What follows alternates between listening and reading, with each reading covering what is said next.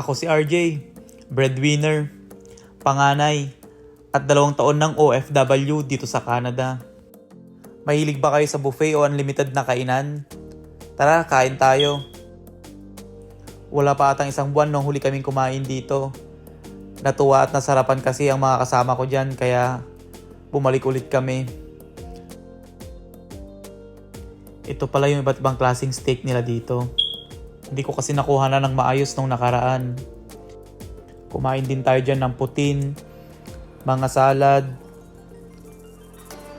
at sinubukan din natin itong sushi. Nakakatakam din naman talaga ang mga pagkain dito. Salamat ulit Sir Mick sa paglibre sa amin. Happy birthday in advance. Day joke lang. September pa talaga ang birthday niya. Ito pala yung mga kasama ko nung araw na yan.